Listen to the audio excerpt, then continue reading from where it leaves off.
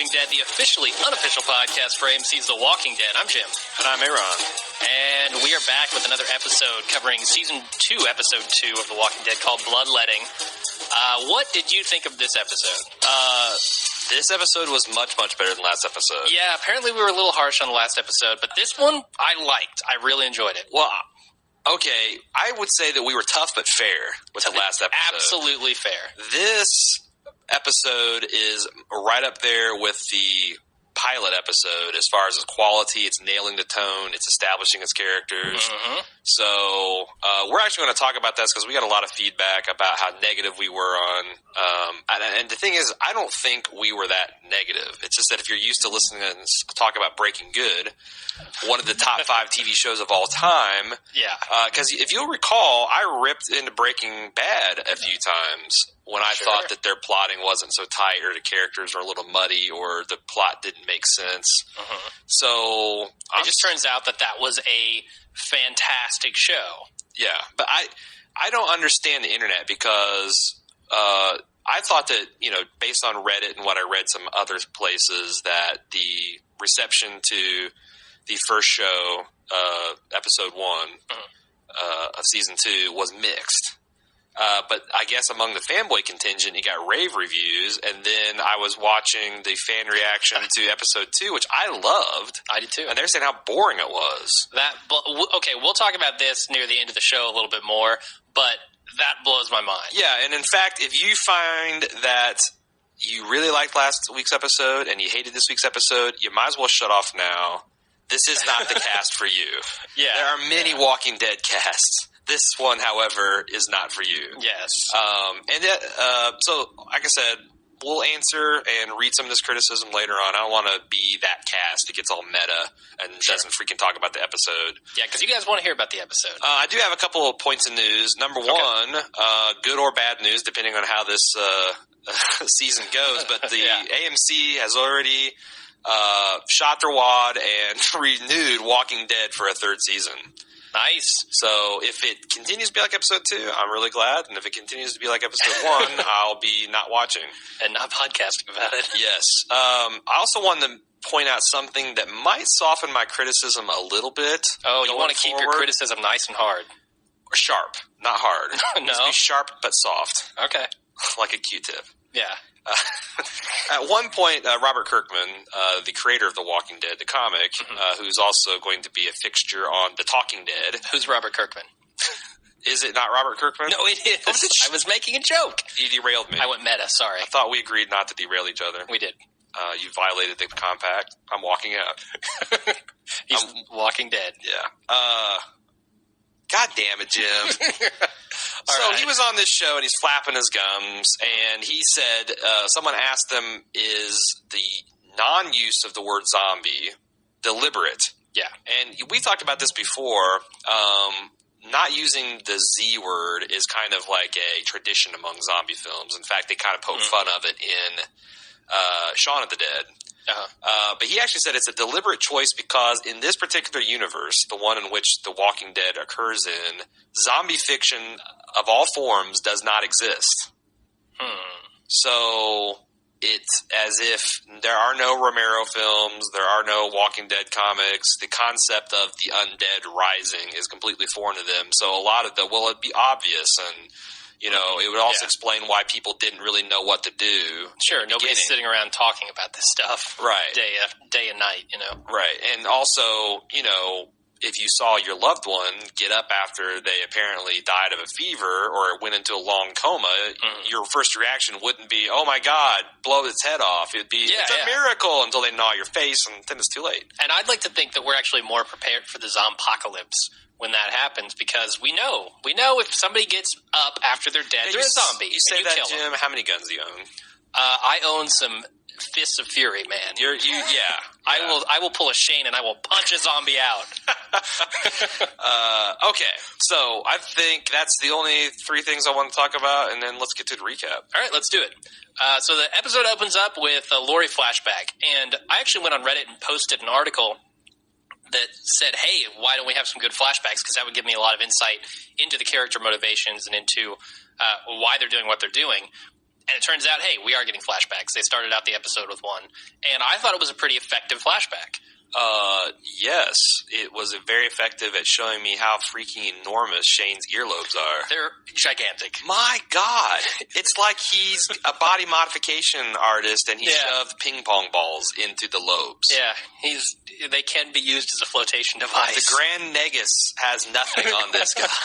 Yeah, I made that post too. I was like, there's Ferengi blood in those lobes. That was, okay. That was me. Reddit, what can you do? Yeah. I think that one of the ways to address our criticism about the characters is to do more of these flashbacks. Absolutely. And at the pace that Walking Dead goes at, I think they can afford to, until we get a handle. Lost flashback like almost every episode. Yeah, almost. Yeah, and they had a similarly sized cast of characters with different backgrounds. I think that I would like to see them do more of this because it's hard to establish the characterization during the actual apocalyptic event. Yeah, because we are assuming that they are acting irrationally when maybe they have reasons in the past to kind of have these weird relationships with each other. And also, anytime you add zombies in the mix, it's going to drive up the tension. It's going to make people do things that they may not normally do. And seeing the weird actions of these characters without the context of knowing what they were like before doesn't connect me to them. Right. It makes me think they're dumb. Right. Yeah, well, yeah, exactly. I mean, if someone's acting dumb with no reason that you as a viewer know that they're acting, all you can do is assume that it's their turn to hold the idiot ball. Yeah. That's not what I need to care about characters, because I don't really care about stupid characters and annoying characters. Exactly. So we need to see their normal lives before this happened. Yeah, and I think it was effective because it establishes the characters of Shane and Lori and kind of what their relationship was like, what Shane's relationship was with the family, not just with Rick. Absolutely. Because you could tell when he's looking at Lori and Carl when she's telling him about Rick, I'm not sure exactly what the look was, but there's definitely a connection to those two with Shane. Right. He certainly likes them. Right.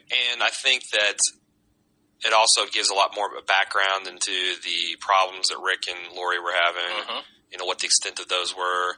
It also gave, because again, I think Carl comes off a little creepy, and this episode did a long way towards making me forget about that. Yeah, when you see a kid coming out of school with a backpack on, it's like, oh, he's a normal kid.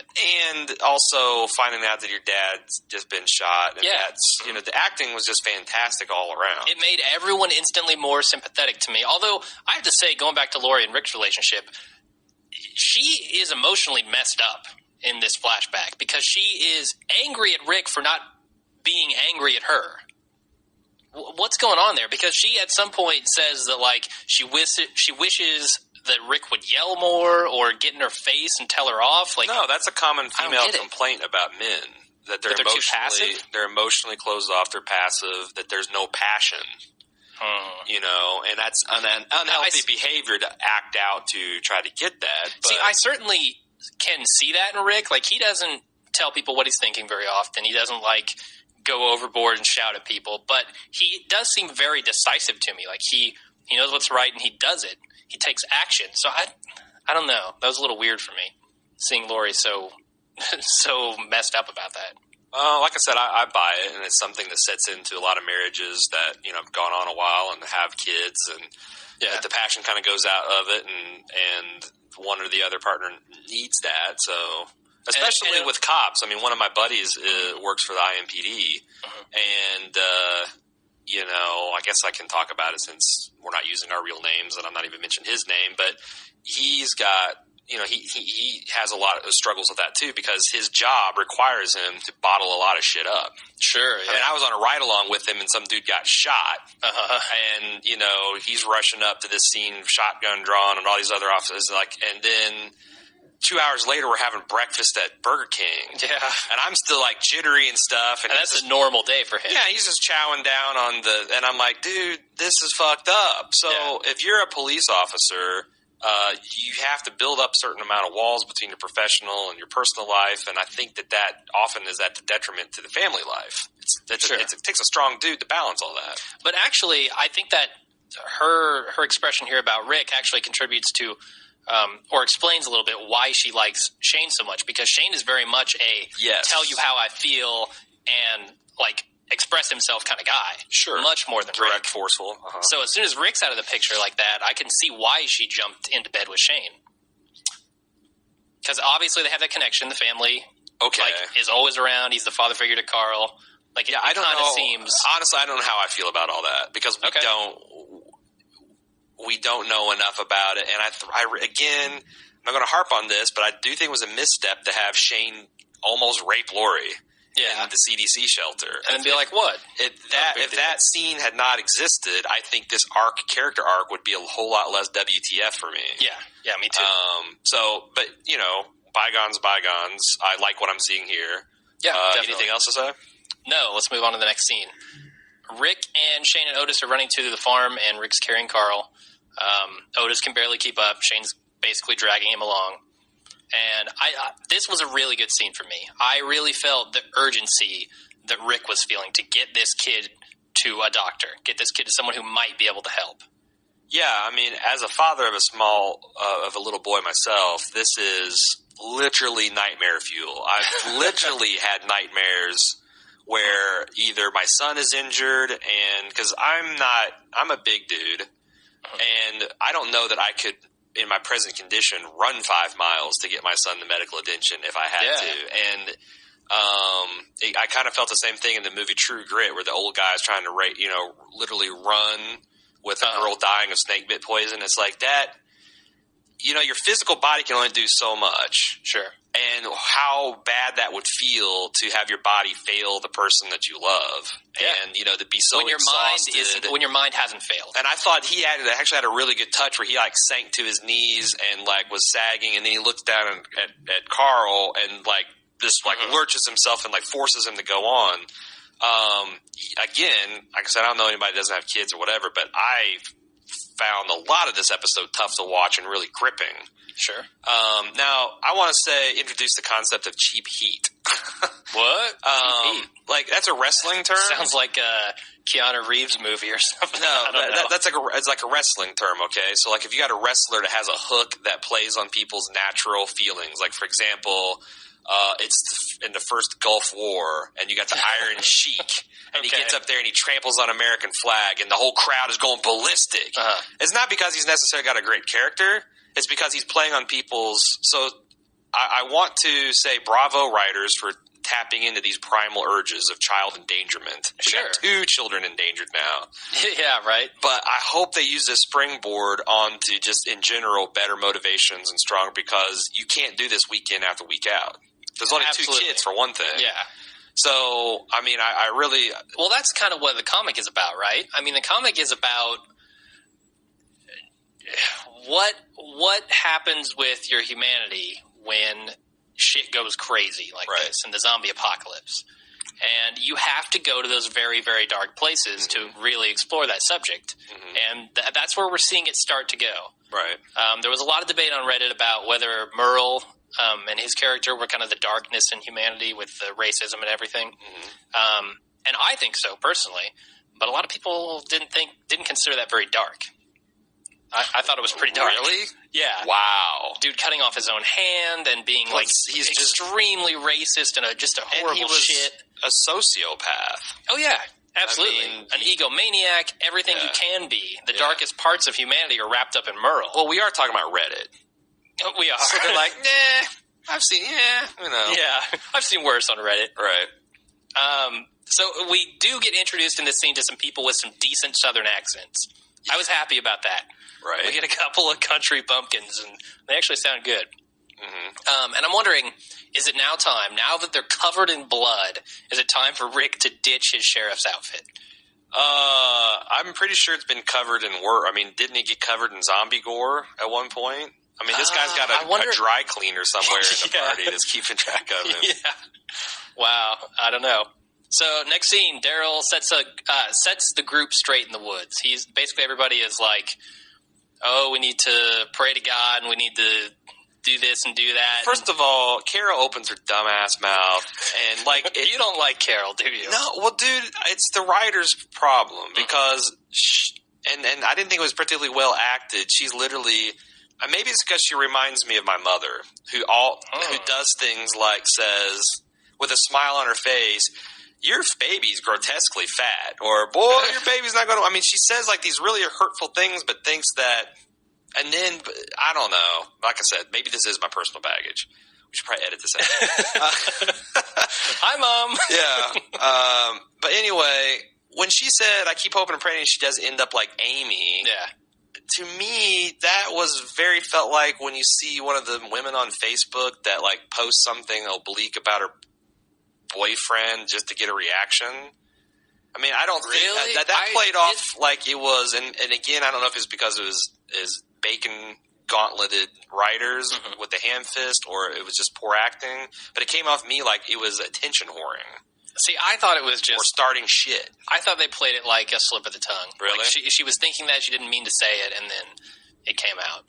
But that did springboard onto an awesome sermon by Daryl. Oh, Daryl steps in and becomes the man. Yeah. He's just like, "I'll tell you what it's worth, not a damn thing." Right. He's like, "Am I the only one who's zen around here? Good Lord." That's like, really? He should not be the only one zen. Yeah. He shouldn't be zen at all. No, he should be kind of the crazy one. Yeah. And I think it's weird that, like, he's probably not a natural leader, but he's being forced into that role because of the weak shit that is happening before his eyes. Yeah, absolutely. He doesn't really want the role. How many characters in this show would not be alive had it not be for Daryl? I mean, I know T-Dog last week. Yeah, T-Dog definitely. I think most of them, honestly. I believe he saved Rick at least once last season.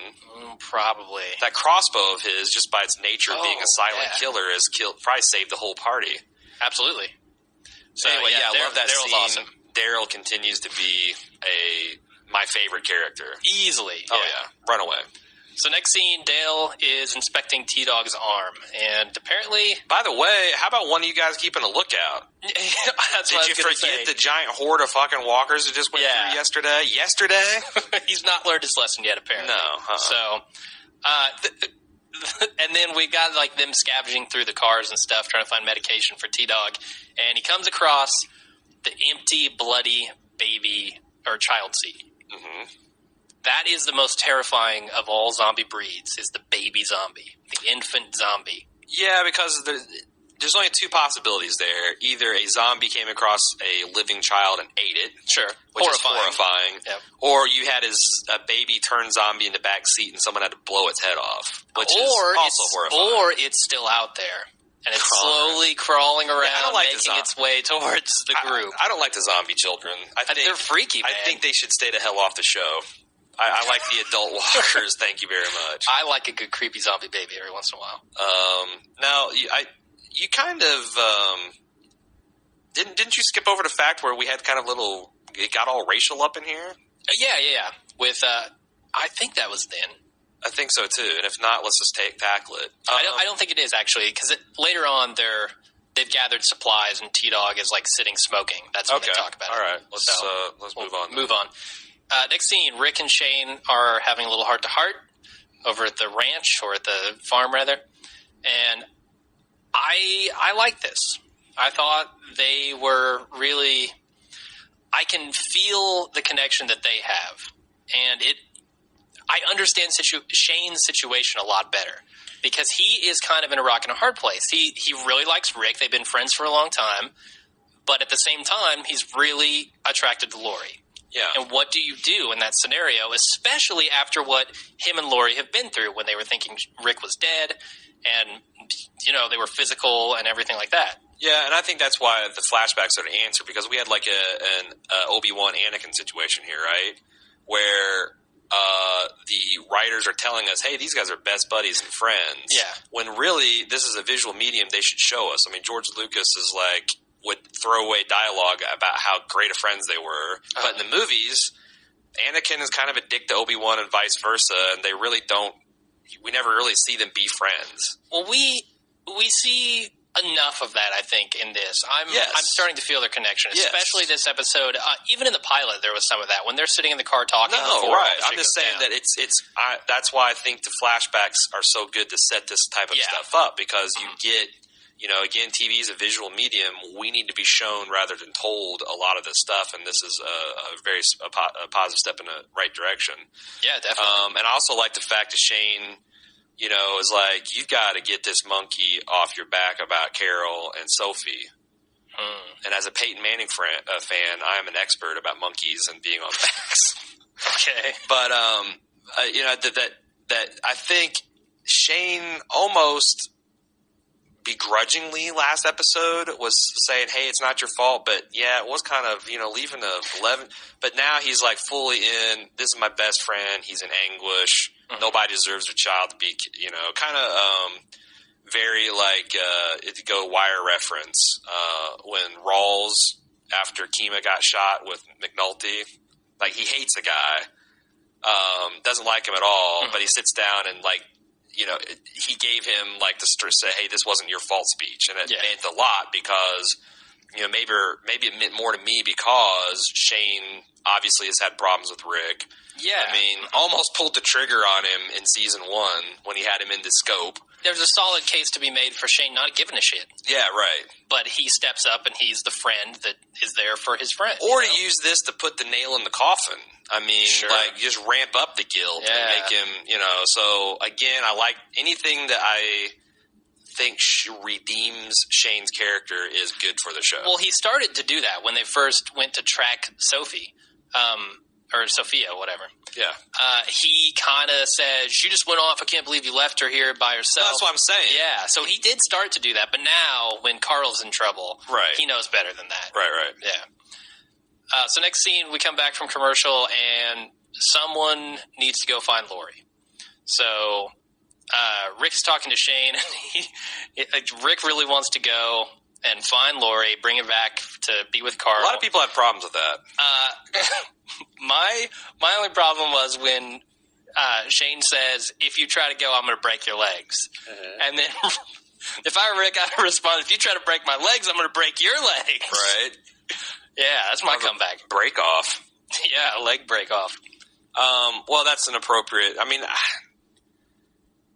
it's tough to say what you do in that situation, but I know people act irrationally and they make, stupid decisions, especially when you're kind of trapped in this horrible situation. It's like you want to get away, even if it's your kid, perhaps. And at this point, when he's talking to Shane, he doesn't know that he's going to have to give blood transfusions to Carl. No, but so there's a little more of a case to be made for. I find maybe I should go look. Yeah, I mean, like I said, I'll criticize the show, obviously. But it's hard for me to say, well, as a father, I would never leave my son's side if he's in I mean, I don't think I would. But when you're in that situation, especially with all that's gone on and, the relationship with him and Lori, the need to connect her with them. And the fact is, maybe he's not the best dad with Carl, too. I mean, do we have any real evidence that if he was emotionally closed off from Lori, maybe, a lot of dads have a hard time dealing with their kids and, doing the kind of caretaking. Well, I think there's a strong case to be made for that point because Carl, to me, seems a lot more attached to Shane than he does to Rick. Yeah. He's always seeking approval from Shane, but I don't really see him doing that with his father. Well, but that's normal, Kids a lot of times latch on to uncles and things because they're the cool ones and the grandparents. Because they're not telling them no all the time and saying you can't. And do also that. the latch on to uncles and things because they're the cool ones and the grandparents. Because they're not telling them no all the time and saying you can't. And do also that. the parents are always hugging and kissing and telling you I love you. The other adults work harder and so they crave it even more. Interesting. So, But Shane's absolutely right here, right? Rick cannot leave. No. Rick needs to be here. But why doesn't Shane say, I'm going to go? Even if he wasn't A positive, he still needs to be there. He still needs to be there for Carl. And why doesn't Shane say, hey, I'm going to go look. I'm going to go find Lori and bring her back here. Don't worry about it. I don't know. That's a good question. You know why? It's a plot contrivance. He has to be at the high school. He has to go there, so they needed him to stick around. They couldn't have him off looking for Lori. Oh, yeah, but I mean, that didn't have to go down that way. It didn't. They could have postponed. I think Shane stayed the same reason that Carl stayed because, he wanted to make sure Carl had support. That, supporting the kid is the most important thing. The second most important thing in Shane's mind is not to bring the other parent is completely blissfully ignorant about what's going on. Sure. The most important thing is to comfort his friend who is in anguish. So that's interesting. So he's dealing it with a hierarchy of priorities is why I think he did it. Okay, that's pretty interesting. What do you think about that, listeners? I just defended the writers. Hey, yeah. I feel dirty. Let me wash my hands. So he mentions how strong Lori was when Rick was in the hospital. You should have seen her. She was a rock. She'd tear the skin right off the back of your neck. And okay. I'm wondering if that's not part of what attracted Shane to Lori as well. Like what? Oh, for sure. What absolutely made them end up getting together? For sure. But honestly, this whole scene where the doctor comes in and tells him, like, hey, look, your son's really in trouble. He needs blood transfusions. Well, the bullets are in there deep. I got 1 of 5 out, whatever. And he's bleeding into his stomach. He's in serious trouble. This plot point made the most sense to me of any plot point that the show's ever done. Yeah. Because this seems logical and realistic. You know? It's not optional. You have to, Absolutely. Someone has to go. Yeah. And Rick is going to go if no one does. Yeah. So Shane has to step up and volunteer. And this scene where they dug the bullet out of Carl's body was incredibly disturbing for, cable television, primetime cable television even. You think so? Yeah. More disturbing than rooting around in a zombie's guts last episode? Oh, God, yeah, because who gives a shit about the zombie? The zombie don't feel no pain. Oh, it's okay. I mean, plus it's a child. I mean, one of my all-time squeamish scenes is in the Master and Commander movie where they have to whip the arm off of that kid, amputate it, and it's just gruesome. This was worse because, the kid is yelling and screaming, and they have the wound right there in front of you, and oh, God. And then, I'm sitting there, panting. And the doctor sits there and goes, well, that's 1 of 6. And I'm like, oh, my God, this is horrible. And that's the shallowest one. Oh, yeah. Yeah. Oh, brutal. God. Brutal.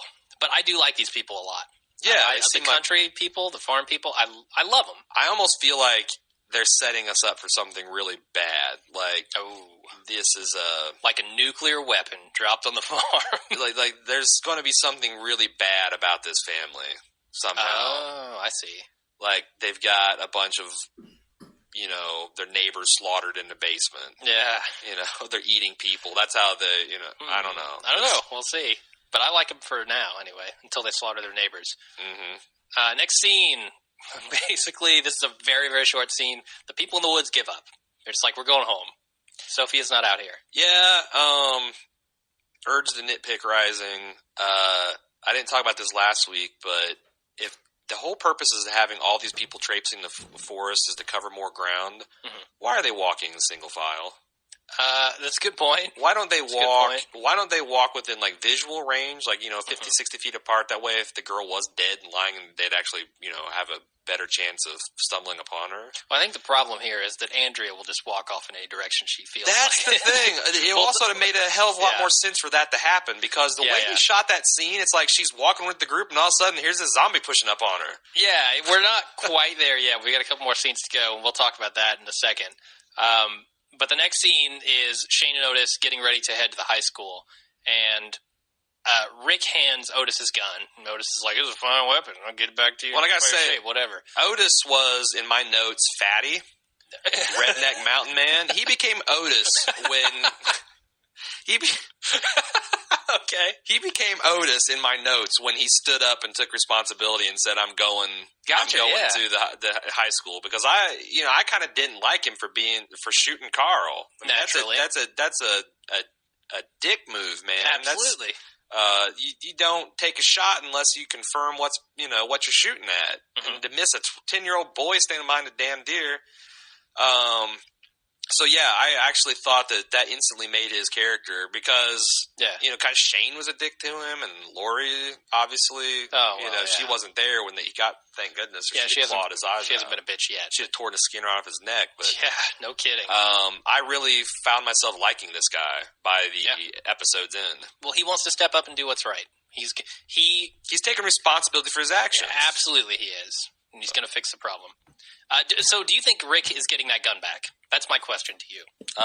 We need to kick this discussion to the spoiler section because I've got a lot to say about Shane and Otis and their predicament, but I can't really get into it. But it's spoilery? It's not just predictions on your part? No, it's you have inside info? It's spoilery. Oh, okay. I'm not. All right. I'm not saying any more until we get to the spoiler section. Next scene. We come back from commercial and T-Dog's got a fever. The only prescription is antibiotics. Is a bitch slap from Dale, apparently. So what do you think of this scene? Wow. First of all, Dale says they're pulling together supplies and all they've got is a guitar. That seems a little weird to me, right? Essential zombie survival stuff, yeah. But I don't know. I'm not sure whose side I'm on here because I kind of agree with T-Dog and I kind of agree with Dale in separate parts. I'm just not sure. But they both have good points. All I know is if I was the only black guy rolling with a posse of racist rednecks, I'd use my given goddamn name. I wouldn't be rolling around as T-Dog. Yeah. Yeah. Dude's riding SS Harley. I'd be in full-time Huxtable mode. Yeah. You know what I mean? His name is Theodore, actually. Yeah. I'd get the sweater out. All right. Offer people some pudding pops. No, I mean, I think this is dead on. I mean, yeah, he's running a fever and all that stuff, but he's got the dude's riding a motorcycle with SS Nazi Stormtrooper insignia on it. Yeah, you might have just kicked me over to T-Dog's side here because T-Dog makes a point based on fact and based on logic, whereas Dale just goes, "Are you crazy? Right. What are you talking about?" Right. No, I don't believe that for a second. Right. Well, because he doesn't make any points. Dale strikes me as a granola eating hippie, and he doesn't see evil in the world. Kind of. The one point that he does make is that Daryl has saved his life a couple times. Yes, that's so. True. But I also there's that. If I was, T-Dog, and I'm thinking, if I start running a fever, and fevers mean death by zombification, are these white people going to spend as much effort to save me as they are this little girl or this, or am I going to be super expendable? And I like the fact that the show is going here. Also, we haven't recapped it, but in the first season, I liked when the women kind of thought, wow, we are back to... We've lost 2,000 years of female progress. Yeah, because now the men are sitting around, dicking around, and we're doing all the housework and stuff just because they're strong and can can shoot guns. Well, that's how it breaks down in the zompocalypse. Well, no, but strong people with guns. Like I said, I like it when they take if this show is just about zombies, fine. I'm not really interested in recapping it, but if it touches on social issues and themes about family and deep-seated drama like that, that's why I'm watching it. Absolutely. That's what the comic book does so well, and that's why we wanted to cover it on a podcast, Let's quit real quick. Okay, so the next scene, Andrea gets stupid and almost dead, actually. Literally. She went, the writers inflicted her with stupidity. Oh, yeah. And paranormal stupidity. Like, I don't know if she teleported or what, but she got so far away from the group in a matter of 2 seconds. The editors are clearly working with the zombies here. I think one of the editors is a zombie. Yeah. But she went from, tough chick that, wanted her gun and all that stuff to, oh my God, I've been walking at the mall all day. My feet are hurt. I'm tripped. I mean, she's like, that's not Andrea. But but the zombie had to munch on her somehow, I guess. Yeah, they had to get her away from the group, but they should have lingered on it for another 15 or so seconds with her just fumbling around or whatever. Or if she said, my shoe just came off, I'm going to sit down at this log to put it back on and have the zombie jump her from there. Yeah, because they ran for a good 20 seconds. Yeah, and weren't onto her before the chick on the horse came by and smashed her with a bat. Right. So, I don't know. They were hundreds of yards away. With all those badass machetes they found last episode, the best they could do is give her a 4-inch knife. I mean, that's what she has. Well, she has a gun, doesn't she? Yeah, but she got it last episode. You should not use that. No, she should not use it. She was smart. Everyone in that raiding party should have had one of those machetes or an axe or something. I'm surprised she's not still using the screwdriver, honestly. Just keep that thing out. Right through the eyes. Yeah, I don't know. It seems like a lone zombie is you can hold off indefinitely. Just keep the teeth away from you and wait for help to come. And why do people always trip when they're running away from zombies? I don't know, because the plot requires it. Same reason why Rick insisted on running from two zombies, looking behind him, and tripping in the stream bed. Instead of like, I'm way faster than these guys. I can hear them. Because the goddamn zombies can't be on screen at that all the time. So fairly decent zombie impression. Thank you. Yeah. Actually, if you loop that 100 times, that's exactly what the sound effects at the high school sound like. Yeah. I find that funny in the same way like Daryl's autopsy was funny. When they have a huge crowd of zombies and they start sounding like sleazax from the old Land of the Lost. Wow. I don't remember what they sound really? like. It's been a long time. Well, there are some podcast listeners busting their ass laughing right now because it does. It's like, all right. So in comes the cavalry, and she bashes off the zombie's head. Yep, literally on the horse. She rode in on her high horse. And I love the way that Daryl just kills this zombie so nonchalantly. It starts to creep up and go, and he's just like, shut up. Right. Bam, right through the head. That's a hard-headed zombie, man. Did he collect that crossbow bolt? Did he go back to that thing? It seemed like he was walking past. I bet he did, but surely he would have. The rule of cool suggested it would be he would look cooler stomping off screen than to double around and pull the. So they get back to the highway, and Andrea is being super bitch on Dale. Like, total bitch face. Dale honestly cares about this girl and doesn't want her to die. He wants her to live, and she wants to die. Just kill yourself already. Just be done with it. Don't traipse around in the woods with them. Get them into trouble. Just kill yourself. I thought Lori put the on this last week when she gave her damn gun and said, everybody shut the fuck up and get over it. I mean... But no, Andrea's not going to let it die. This is not my favorite plot point, especially when I think I know how it's going to go. Mm-hmm. This is really not my favorite narrative that they're going with. Yeah, I don't really like it either. Yeah, I don't care. Okay, so next scene, Rick and Lori are reunited at the farm. She comes up on the horse, and for people who don't want to split up, they're awfully split up, right? They've got 4 groups. Well, yes, yeah, and it's funny that I think that they don't as a group want to split up, but individually they have very strong reasons to go. Like, for example, hey, my kid just got shot. Fuck y'all, I'm riding on with the horse lady. Sure. Daryl's like, this is stupid, and then the others, they are sending them ahead because T-Dog has an infection, a blood infection. He needs medical treatment, so it makes sense to. And they're staying back to wait for Sophia, which is weak, but it is weak because now there's feedback on that. I'd like to talk about that then. All right, then we'll wait. We did skip. What did you think about the doctor's speech? This is why his name is Herschel, by the way.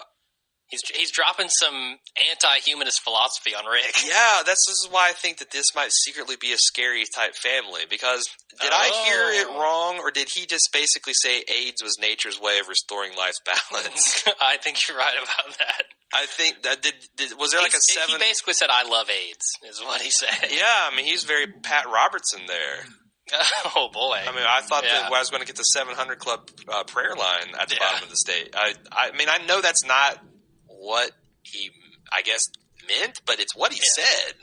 He just meant nature has a way. The earth will cleanse itself when we get too pesky.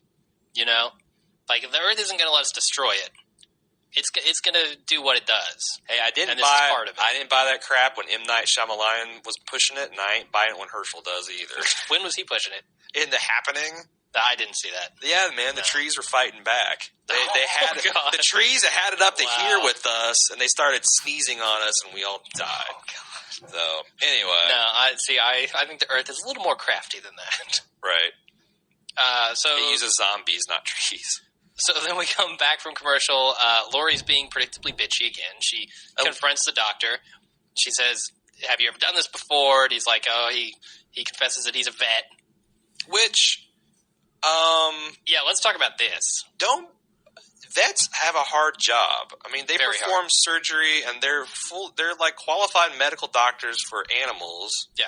I'd almost argue their job is harder because they have to specialize in this across many different species. The stakes are lower. Mm-hmm. If you kill Fluffy, some kids cry and the dog gets cremated and everybody moves on in their life. You kill Grandma and you get slapped with medical malpractice and maybe go to jail if you're really negligent. So, but a veterinarian is no joke. No, they are medical practitioners and surgeons. Yes. They can do these operations. And what does Lori want? The guy's doing everything possible to save the kid. I would rather have a vet working on me than like a general practitioner. Sure, like your family doctor who's never opened up. I wouldn't want a foot doctor doing surgery on me. Yeah. That'd be insane. I'd rather have a veterinarian working on me than a paramedic. Yeah. And honestly... Or a proctologist. Or a combat medic. Combat medic is... No. He's doing... Well, that's true. His job is to do it quickly. If I want him to apply a tourniquet and whip my arm off or deliver me an ampule of morphine, sure. But again, the counterexample she shot out didn't necessarily thrill me. Whereas most vets do a lot of internal medicine. Absolutely. And my thing is just, man, he's doing everything he can. Yeah. Otis has gone out to try to find the equipment that the doctor needs to fix his kid. The doctor obviously knows what he's doing. He knows exactly what equipment it needs. He knows exactly what's wrong with the kid. And they're opening their home to all these psychotics. Okay, sure. Otis could have been like, "Oh, sorry about your kid," because we're protecting us and ours. Sure, yeah. So, it's like, yeah, I thought that, and again, she's gone into psycho bitch grizzly mama bear mode, and you can excuse a lot of that because, and I did because she really played that scene where she saw Carl for the first time, effectively. That felt real. Yeah, definitely. I understand her motivation for it, but man, the guy's trying. Cut him some slack. But he has a perfect response to it. At the end, after all her bitching, what does she say to him? She says, "You're in over your head, ain't you?" Or something yeah. And he goes, "Aren't we all, ma'am?" Yeah. Which, I tell you what, that guy needs to get a gold medal for taking shit. Yeah. Well, basically, when he says, "Ma'am, aren't we all?" he's saying, "Go fuck yourself." Well, that's his way of dismissing it and saying, "That's the classiest." I understand, but we're all dealing with it. That's the classiest GFY I've ever heard. Yeah, absolutely, it is. Yeah. So next scene, Shane and Otis arrive at the high school, and oh my god, that's a lot of zombies. Is all I thought about this scene. Okay, so let's talk about strategy here. And thanks, FEMA. Thanks for congregating all the zombies here. Right. I thought that the throwing the flare idea was perfectly good. Yeah, pretty good. What if they had turned on like the ambulance siren? What if they had used the truck that they came in to run the zombies around? Yeah, like drive up, say, "Hey, zombies, here we Otis are." Is like, I'm the beefy one. I'm gonna slap the side of this thing and then drive off at a 15-mile-an-hour pace, and or get them all to follow me. Big wide arc. I'm going to go around the block, and I'm going to keep circling the block until I see you wave me. Or, exactly. Bring a couple flares instead of throwing them all. Bring a flare or two with you. Or how about when you go to exit the trailer, don't fling the door open like a madman. The thing is, without a distraction, I thought that it was almost inevitable. But he could have inched it open to see if there was anything out there. He doesn't have to throw the thing open and shout, "Hey, zombies, are you out there?" Ding-a-ding-a-ding-a-ding-a-ding. Yeah. Get it. Ridiculous. What did you think also? Did you have a problem with the fact that they skipped the ambulance that was right there? To try to find the supplies that they needed? Yeah. I mean, an ambulance is pretty fully decked out, typically. You'd have an intubation tube at the least. Obviously. And a lot of antibiotics. And a respirator, just like they needed. Hell, just get in it and drive it off. Yeah. Like, come back to the house and be like, does this got what you need in it? Yeah. Well, I never like to say, "Hey, just get in and drive it off," because who knows if there's gas in it, for one. Who knows if there's keys in it, for another. But you can find that out before you, obviously. Yes, you could absolutely find that out. I just don't like saying, "Hey, why didn't they jump in all of these cars?" Because there are 6 billion cars on the highway that they can jump in. There's a Marine posting on Reddit. Did you know that Humvees don't require keys? Military Humvees? I read that on Reddit. It's just a switch. Yeah. So it's It's like a button, you just push it. Yeah, as many Humvees have gone past. I understand they're gas guzzlers and all that, but you know, you could definitely use them to run over a couple of zombies. Sure, yeah. So, yeah. But again, if they did everything smart, even in an otherwise excellent episode, I wouldn't be able to write my awesome survival critique on Friday. Yeah. But before that happens, before they actually execute the plan, Dale continues to split up the group. He sends half of them off this way, says half of us will stay here. And we get Daryl, who's What are the odds that a 12-year-old girl in the Georgia education system can read a sign? I'm good, just joking, man. Georgia. Pretty good. Come on. I'm from Indiana. I can't judge. Yeah, Midwest here. I'm living in a giant glass house here. But Daryl has a giant bag of drugs that he's been collecting. He's got what apparently Merle is like a drug connoisseur because he's got blue crystal pharmacist. meth. He's got the blue crystal meth from Breaking Bad. Right. He's got ecstasy. He's got antibiotics, painkillers, everything you need. Right. In this the good bag. stuff too, because you know the really good stuff. Merle got a lot of VD. Yeah, the clap. Which I got to think that's all due to rape because what woman? People raping Merle? No. I mean, what woman would willingly lay down with Merle? I don't know, man. They're out there. I guarantee it. We probably have some listeners. I guess that's the bag, the candy bag. That's what that's purpose is he for. Just shakes it and they come running. Also, roofies. Yeah. Roofies were in that candy bag for lots sure. Lots of roofies. I think I just answered my own question. Absolutely. Like I said, rape. So, also before they get in trouble there at the end, Rick is acting like a dumbass. He's saying that he wants to go out. Where does he want to go? I can't remember. He wants to go out and, like, look for Sophia or something, or help Shane. What are you talking about? Rick wants to go back out after Lori gets there. He wants to go back out for something. I can't remember what it is. I don't know. I'm not even sure I remember that scene. Yeah, I don't know. But it was actually a good scene between Rick and Lori. It was the first time that I really, like, felt for Lori, her situation, because she was telling Rick, like, you need to be here. I can't go through this again, because this is the second time that she's had a family member dying from a gunshot wound. Right. I can't go through this again, because this is the second time that she's had a family member dying from a gunshot wound. Right.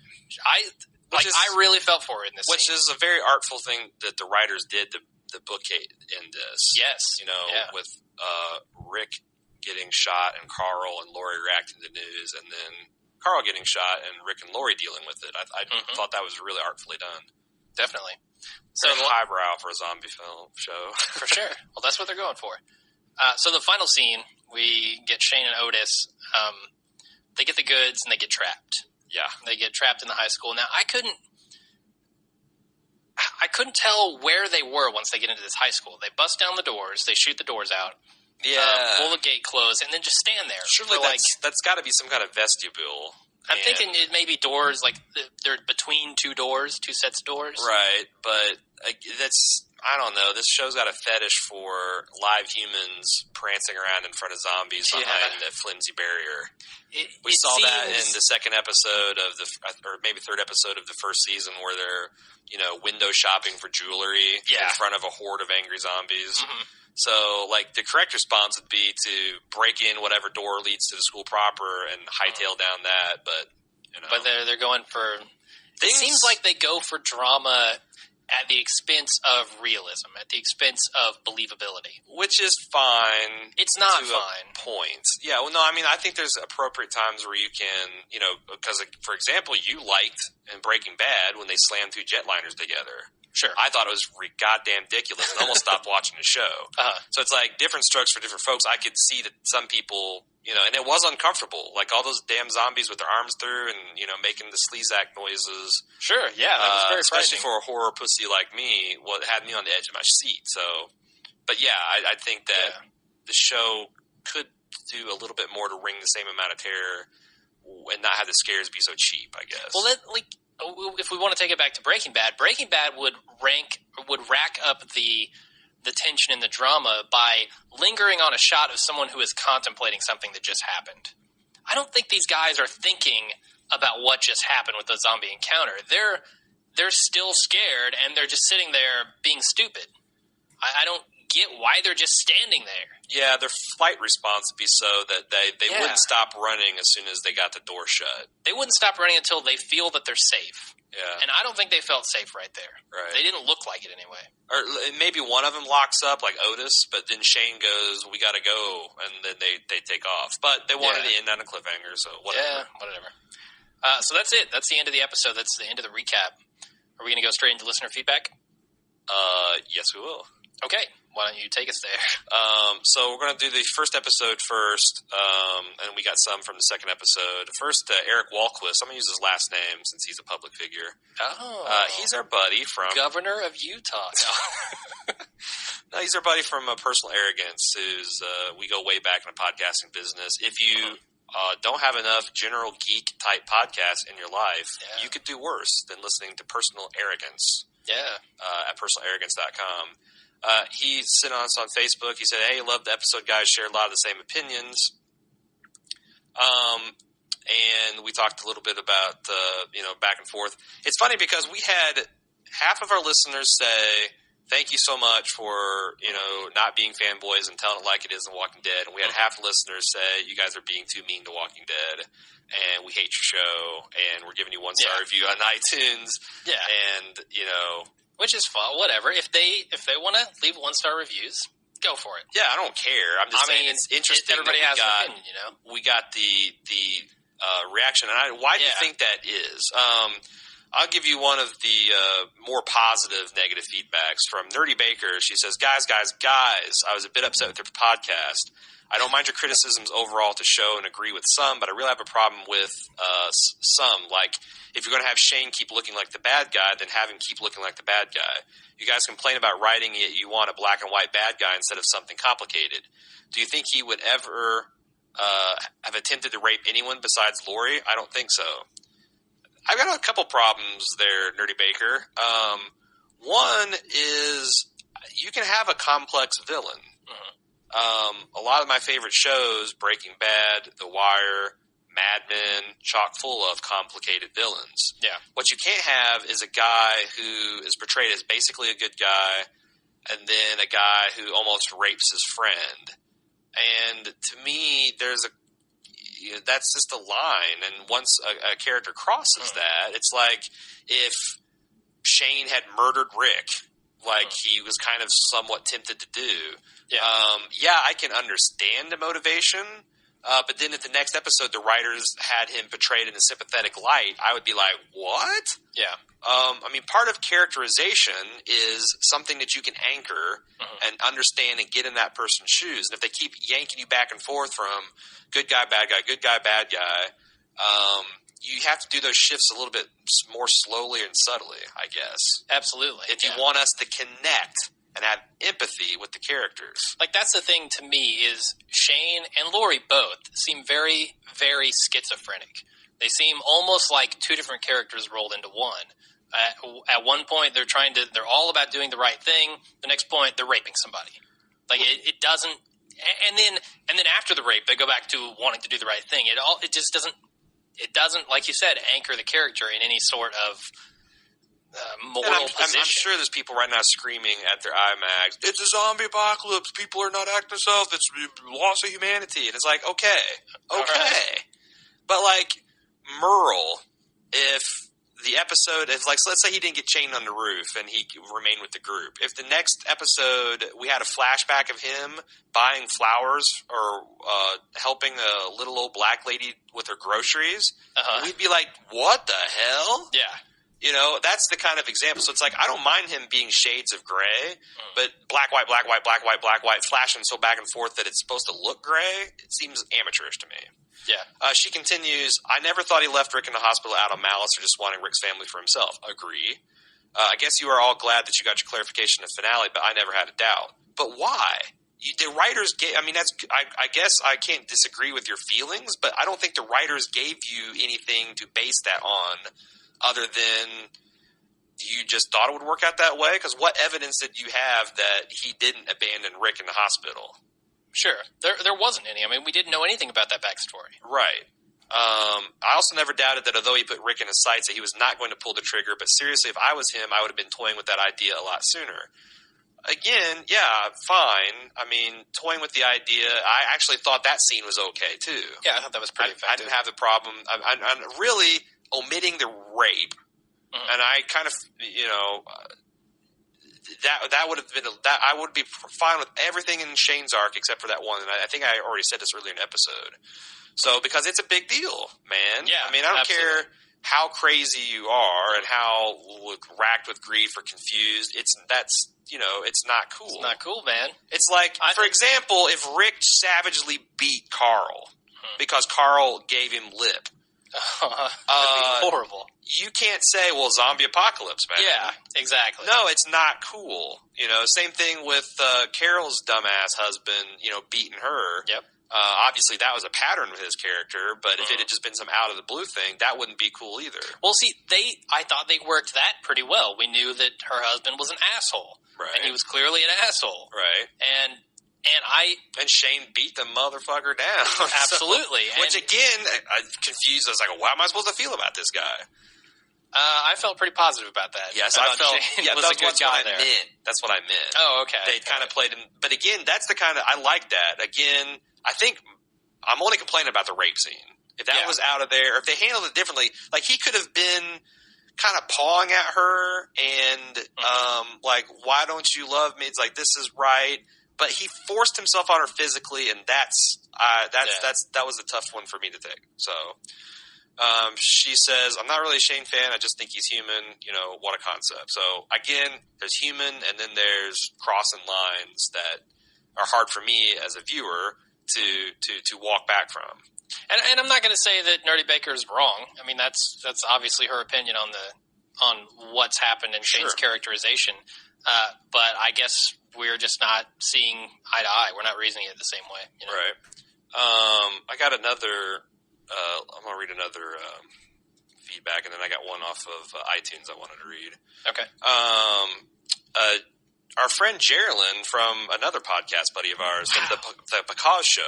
We have too many podcasting friends. Which I love her show, and I'm not even the target demo for it, I don't think. If you want to listen to some really cool, funny moms talk about life and fun stuff, life and stuff, life, love, and licorice. Yeah, like not zombies and not methamphetamine, but mom stuff. Yeah, non-zombie apocalypse. Check out their show, The Because Show. She says, okay, I'm calling you out. You said that this episode was handed off to Darabont's second in command once he left. However, direction credit is giving to Ernest Dickerson, who's also very A-list, well-respected, and directed episodes of The Wire. And I'm like, I think I responded like, the Darabont actually pulled his credits from all the Walking Deads. Yeah. The ones coming out. He's using a pseudonym now. But I didn't mean, like, honestly, that this guy was going to direct everything, because I don't think Darabont directed everything. No, he did writing, and he did the production, and all that kind of stuff. And he's still credited there with the series creator and producer. Sure. But, so, the other thing is, I didn't do a lot of research. I didn't have we were going to do the kind of the 2-week lead up and get more, and that story had come out, I think, that afternoon. So I didn't have a chance to analyze herself, so... Yeah, we were expecting not to have to do a cast until a week from now. Right. So we were going to do like a half-hour introduction, half-hour what's the news, what did we miss since last episode. All didn't get that luxury. Yep. So anyway, Kevin asks us, I can't seem to find your Walking Dead on the Zune Marketplace. Are you just doing iTunes? As a Zune owner, I'm outraged. And we will fix that. I had to sign up for Zune, and it was a big hassle. We will have that fixed within a fortnight. I promise you. How long is that? I don't know. Okay. I have to get my old timey conversion. Move on. Mike from Illinois. Really enjoyed the podcast. Looked all over last year for an honest podcast about The Walking Dead, and now I've found it. Your honest discussion is about the good, the bad, the ugly. The show is refreshing. Well, thank you. And that was the other side of the coin we got. Yeah. He continues, the group needs to act with urgency and sensibility, not the horseshit we're forced to endure. Daryl's a badass, Rick is milquetoast, Shane is nuts, Dale is a dick, Carol's a whiny bitch, and Carl reminds me of the kid from The Shining. Right? Yeah, he's spot on everyone. I mean, I feel bad for saying the kid is creepy now that he got shot, but the kid is creepy. Oh, yeah. And I wonder how he's going to age into this role. Imagine how creepy he would be as a zombie. Have you ever heard of an audio drama on iTunes called We're Alive? It's a zombie apocalypse drama that's very well done, and the cast of The Walking Dead would not last a second in it. I need to check that out. I feel like I have listened to some of that.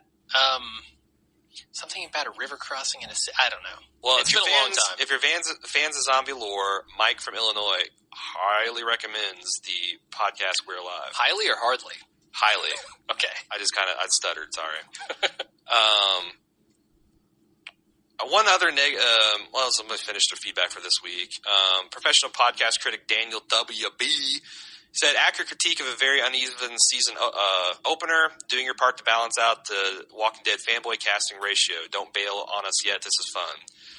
He says, clearly the character development is the weakest aspect of the show, and that is now fully relying on the shock and awe provided by the shufflers. Speaking of which, the two walkers in the forest looked like they could have started for the 2011 Colts. Hey now! Ooh, low blow. Harsh but fair. Just like our cast. They got destroyed last weekend, didn't they? Harsh, historically so. Yeah. Moving on. He says the church soliloquies were brutal. The second go-around had me rummaging for the remote. And what were those three zombies doing in the church anyway? They may be slow, but they're always on the move. Like I said, in the show lore, the zombies tend to, in absence of fresh meat to chase, do things that they find familiar about their former lives. Yeah. Which I think is also incredibly fucking creepy. Sure. Like the zombies sitting there praying in the pews and like the mom trying to get back in the house. That is creepy. Yeah, when they exhibit inequalities of a human, it's very, very creepy to see these. Because essentially we think of them as creatures. They are, these bizarre monsters. But when they exhibit human qualities, they have that flash of recognition of what they once were. And it just makes them, he says, 1 minute Carl's mom has one of those kitty leashes harnessed on him. The next he's leading a charge into the wilderness. Again, great point. They could have done that with better writing. Like she'd been like over my dead body, and Rick's like, the kid's got to be we're in the zombie apocalypse. Yeah, kid's got to be a man, schizophrenic, overriding or whatever. But she's like smiling and saying, "Go off with your dad." I mean, he did defend the show. This early in the apocalypse, I think the group would devote some serious time searching for the girl. It's not like they really have anywhere else to go.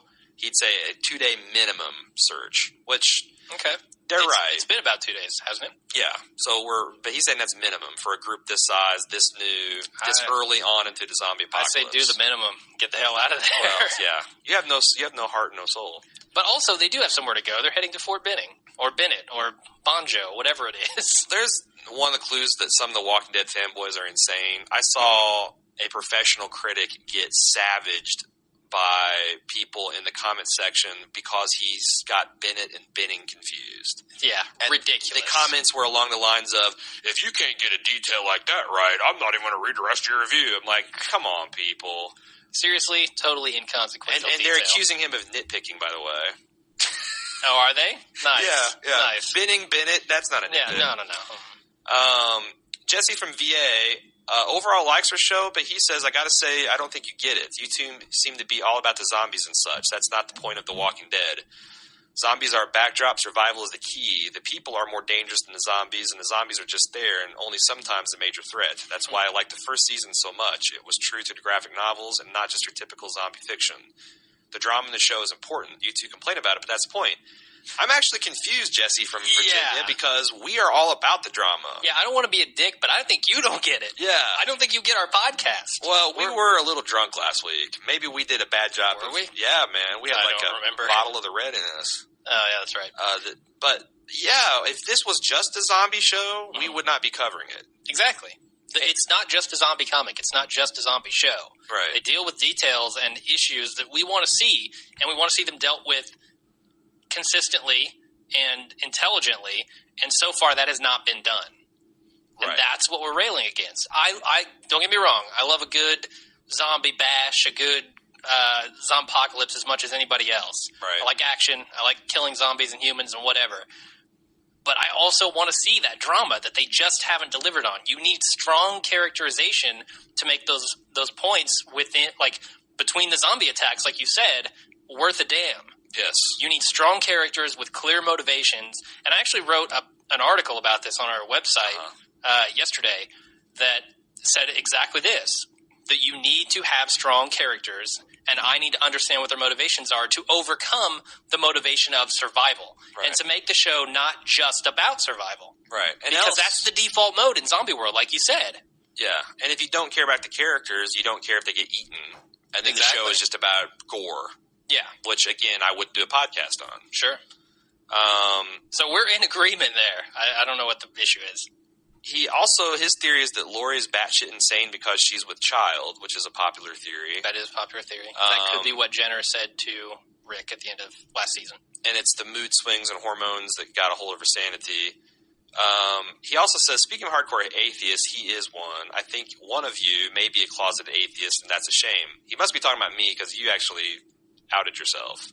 Did I? Yeah, last week. Oh, you just outed me. I don't think I did. I'm officially calling you out, though, and yes, I was rolling my eyes at the church scenes. I can enjoy religious music and even literature, but these scenes are, well, just quite frankly dumb. Okay, so yeah, you're an atheist. I'm agnostic, or I prefer. You're just a pussy. No, I actually call myself. You won't admit it. I call myself an apathist because I grew up as a fundamentalist Christian, and I just don't care to think about God now. Which means you are a God, Walking Dead God scene apathist as well. You just don't care when he's praying. Yeah.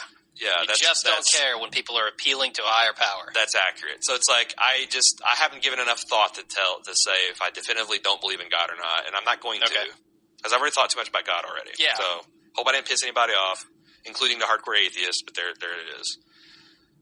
Before we get on to the feedback in the second episode, I wanted to mention another review from iTunes. Why can't I get this up? Let's see. And I'm only reading it not because of the criticism, but the FRG FBS said, I used to love these guys. I've listened to all the Breaking Bad podcasts, but I'm not sure the one guy uses the word retarded so often. Use your brain. Using a word like that is unnecessary and hurtful to people who can't defend themselves. All right, so that's a fair criticism. I don't know that I agree with it.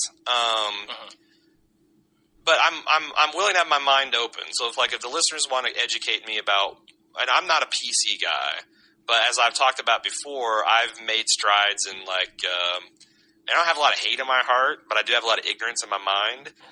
So in the last few years, I've moved away from saying things are gay and using the other F word that's derogative for gay people because I see it as hurtful. And I've done that with a lot of other things as people bring them to my attention. And I'm not necessarily saying I'm going to agree with you, but I would like to, if you want to write me at Watching Dead at baldmove.com and let me know about why in particular this word. Because here's my defense. I grew up with a retarded kid. Me and Jim both. He was in our gaming group, and we hung out with him on a weekly basis. And we used the word retarded all the time.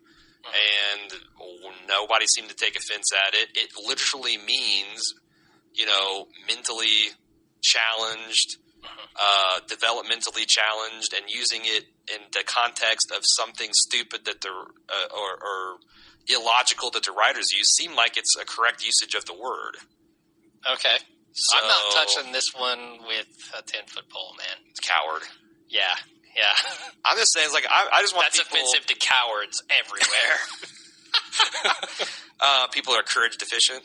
Yeah. No, I'm not trying to make light of it, but I'm also not going to just roll over and say, okay, this guy's saying it's unnecessary and hurtful. I'm not going to limit my vocabulary unless I feel like I've got a good reason for it. So if you want to write back and elaborate more on that, I'll stew on it.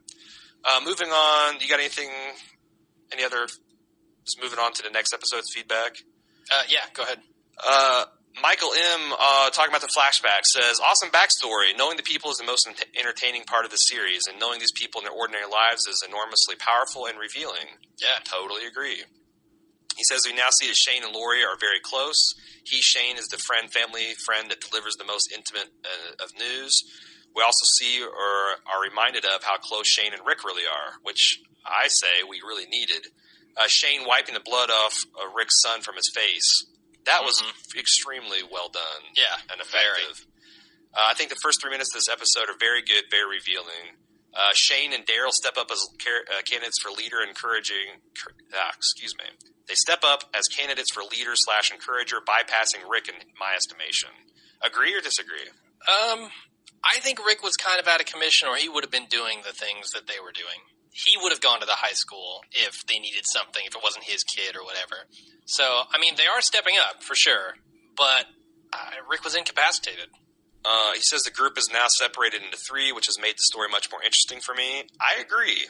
Having the one big group, it's hard to get everybody's story in and to get everybody's motivations and have everyone to have a say. That is true, and they actually ended up doing this a lot in Lost as well, where you have big ensemble casts. Sometimes it's smart to split them up, give them all different missions. Especially since it made sense. They had valid reasons. It wasn't just my feelings are hurt and I'm going to take my Volkswagen and ride off into the sunset, you know? Yeah, like I said, the point where they needed to go get medical supplies, that seems like a very logical reason for the group to split up. Michael continues, I like it that it appears Lori and Shane will be together alone again. This is an interesting angle on their 3-sided relationship, and it really reminded me that the show is not about zombies, it's about the people and how they interact among each other. He does know that Otis is not Lori, right? What? Lori and Shane are going to be alone together? Well, when? I guess he's projecting to the future. Okay, because right now he's stuck with Otis, and I don't think they're getting it on. No. Maybe he's going to try to rape Otis. Although Rick and Shane looked like they were having a moment, and Herschel walked in and was kind of, wow. You know, those Georgia plantation owners, they don't truck with zombies or the homosexuals. They do not. Yeah, both. Yeah, so anyway. Let's see. Were you going to say something intelligent about that email? Because I totally sidetracked it. No, well, he continues. Okay. The silly angles. He said, Sophia's about to enter her second night alone in the woods. This seems the hardest plot point to swallow. You're assuming that she comes back alive. I don't know. I don't know that that's going to be true. I would have a hard time with her coming back alive at this point. And I don't like her as a character, and we've already got one kid, so... Unless they find her with, like, a group of other people who have somehow, like, cleared out the church or something, maybe that could tie it all back together. But, man, a girl out in the woods alone, even without zombies, is not going to fare well. You add in the zombies, and there's no way she's coming back. He also didn't like the plot angle on T-Dog. He said Dale peeks at his wound, he squeals in pain. Hey, look, man, T-Dog should have died from that wound. Easily. So I can buy that you take the duct tape off and you would squeal a little bit, having that kind of deep wound. Yeah. He said T-Dog's philosophy and Dale's attempt to understand it is equally lame. I like T-Dog's philosophy. Dale's attempt to understand it was like a dog, you know. It looked like a dog if you say the word food to it. And they're like just kind of turning their head left and like, what? Racism? Suspicion of white rednecks? What? Oh, yeah,